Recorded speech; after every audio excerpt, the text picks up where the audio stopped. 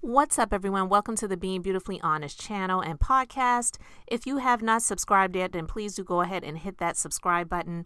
And if you are listening to this on YouTube, please do go ahead and hit that like button while you are at it. I really appreciate it that you are here. Now, let's get into this podversation / reality chat.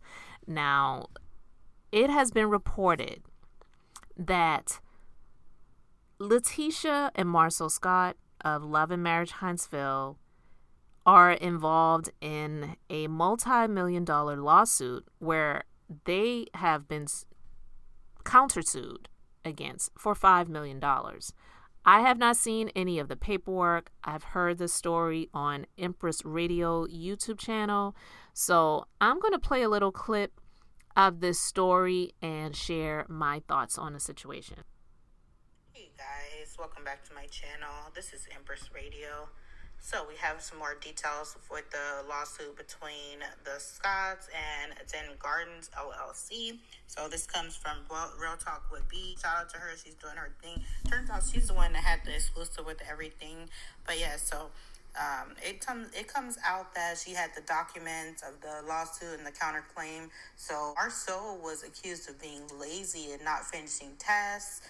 Whenever he had a task to complete, he wouldn't complete it or make excuses. And, they said that it was negligence and misrepresentation of themselves, including fraud and breach of contract. So that's pretty much the details that we didn't have before. And so the complaint says, for its complaint against defendants Zen Gardens LLC and Eva Bank, which is the mortgage holder, plaintiff SCHolt Industries, SCHolt states the following. SCHolt is a Tennessee corporation. Upon information and belief, the mortgage holder is a corporation organized under the laws of the state of Alabama. The jurisdiction and venue. This is an action to collect a debt owed by owner to SCHolt and to enforce that certain related mechanics lien filed on April 18, 2022 in the office of the Judge of Probate of Madison County, Alabama. The principal amount of the debt forming the basis of this action is $804,000 as set forth in the invoices attached to this complaint. In addition, the owner has failed and continued to fail to pay SCHolt as required by the Alabama Prompt Payment Act. SCHolt denies Zen Gardens is entitled to relief demanding as this counterclaim or any relief whatsoever. SCHolt denies the allegations contained in paragraph 3 of the counterclaim. In response to the unnumbered paragraph followed in paragraph 3 of the counterclaim, SCHolt denies Zen Gardens is entitled to the relief demanded in the counterclaim or any relief whatsoever. So it says the counterclaim was fraud, negligent, and misrepresentation. So SCHolt incorporates by reference its complaint and its responses to the paragraph 1 through 3, the counterclaim inclusive as it fully states herein. In response to the allegations contained in paragraph 5 of the counterclaim, SCHolt denies making any material misrepresentations to Zen, upon which Zen denies any liability to Zen Gardens and denies Zen Gardens is entitled to the relief demanded in its counterclaim or any relief whatsoever. So yeah, that's more details of the case. So, if they listened to Melody, maybe they would have made better business decisions. So this is Melody explaining how she got them into SCHolt and tried to teach them the game, Into business together, making sure that the business is moving on the right path. The scenario, SCHolt scenario. All right, let's go there and knock that out so I don't have to address that anymore, hopefully. SCHolt. I will never forget the time that Martell came to me and what he said was, hey, he said, Marsau still has not had any luck with finding a job. He said, what do you think about us showing him what Hold and Hope does and kind of teaching him the ropes of property preservation? Okay, we were all close and friends at the time. So I said, yeah, that's a good idea. I'm down. I said, and I'll just kind of be like you guys' advisor, kind of making sure that the business is moving on the right path or whatever. So from there, that's how SCHolt came about. Martell and Marsau went into business together. It was solely supposed to be a short-term thing, which was to simply help him get work, get income coming in, all of that kind of stuff. So Martell and Marsau went in business together. I was the one helping get the work to their business because I knew all the people at the Nationals, because my company had been doing it for that time for like maybe about 7 years. Yeah, about 7 years at that time. So I knew everybody. Everybody knew me. Everybody knew Holt and Holt. So they know if I'm vouching for somebody, that's what it is. So I was helping the work come in so that they could get jobs. Long story short, Marsau ended up buying Martell out for a very small amount of money because it wasn't about the money. It was sincerely about helping friends. That's it. There's the SCHolt scenario. All right. So thank you, Empress Radio, for sharing that information. And you heard Melody even explaining how her husband at the time, Martell, a little sliver of a heart, I guess, was trying to help Marsau out in business. So that's how the SCHolt, SCHolt, business came to be. You combine Scott with Holt, and then you have SCHolt. Because I wondered about that as well. Like, why were they in business together? But from what Melody shared, they were never really in business, so to speak, together. It was actually a business venture that Melody and her husband at the time, Martell Holt, created with adding the Scotts to it so they could help them with acquiring projects and getting deals so that they could actually be productive and grow a business. And then Marsau bought Martell out of it so that it could just be their business. So again, it really sounds like, from what Melody explained,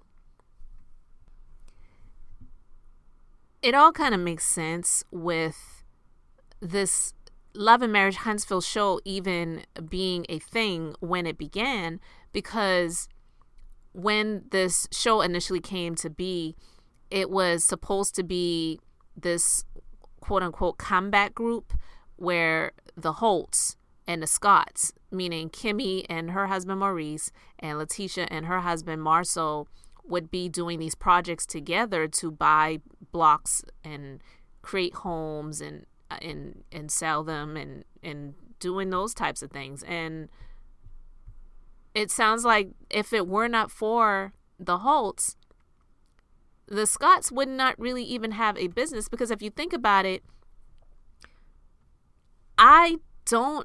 you hear about the projects where they got the, what is it, the commercial, Latisha, she has her licenses, and then they have the black business where it's a lounge, and they have an office, but you don't really see them working on projects. And I get it. It's a reality show, so they're going to show more of the drama than they're going to show the business side of it. That is really what brought me to even watch the show in the beginning, was the business side of it.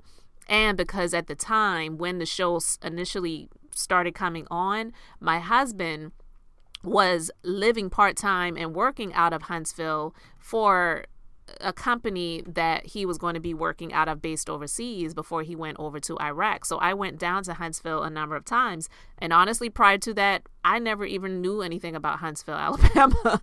I just didn't. So when I saw this show coming on the OWN network called Love and Marriage Huntsville, the Huntsville stuck out to me. I was like, oh, wow, okay, I've been down there. I don't know anyone down there. Still don't know much about the city, because I come and then I go. And my husband, he would be down there. When he was in the States, he would drive 8 hours from there to come home because he didn't even want to be down there. Okay.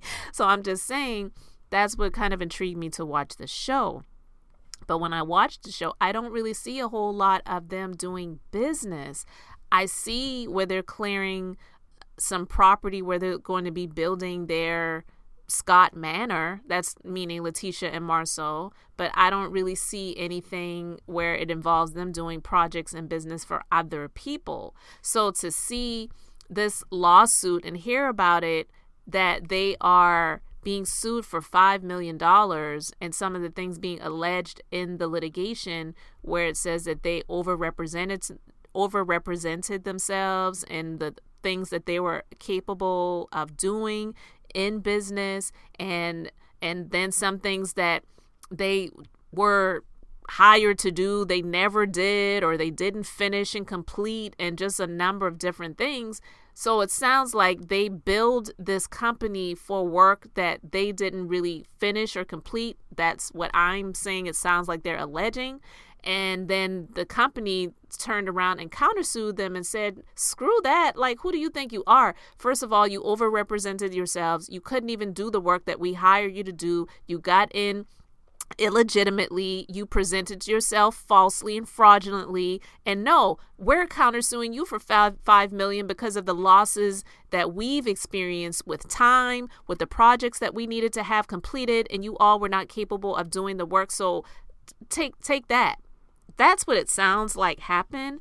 And so to me, I don't wish harm on anyone. I know that it does not feel good to get served with paperwork, especially when you are in business. Unfortunately, sometimes it is par for the course, but something large like this, $5 million, I don't think Marsau and Latisha got it like that. Like, you see the house that they're living in now. Not saying that multimillionaires have to live in exorbitant mansions.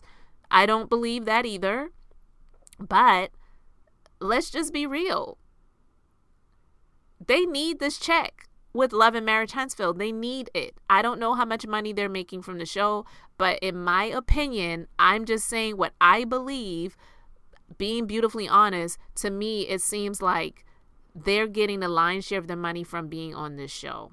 And the show is funding the other projects like the Black Lounge and the chocolate in a bottle champagne that they have, that I've heard allegedly is not even really theirs, but it is another product that was already out on the market, and they have just kind of white labeled it, which happens. I'm not speaking negatively against that either. But I mean, you don't look at Marsau and Latisha and think that they are in the wine industry. Definitely you don't think that about Martell. Maybe the Kool-Aid industry, but not the wine industry or fine champagne. But I digress. This is like when reality really gets real. And I know it doesn't feel good. It may feel good to have the camera shine, to get the more followers on social media because people are watching the show and they're following you. And so they want to get on social media and feel like they're connected to you in some way. But this is what reality really looks like. This is truly when reality gets real. And I, again, don't wish any harm on them at all. I never wish that on anyone. And they've got kids. Like, I don't want to see these people get destitute or to the point where they have to file bankruptcy protection and starting over and starting from scratch because they just kind of bit off a whole lot more than they could chew. But that's what it appears to be to me. So you all can let me know your thoughts about this in the comments section. Thank you so much for liking and subscribing. And until the next time, this is Beth, and I'm just being beautifully honest.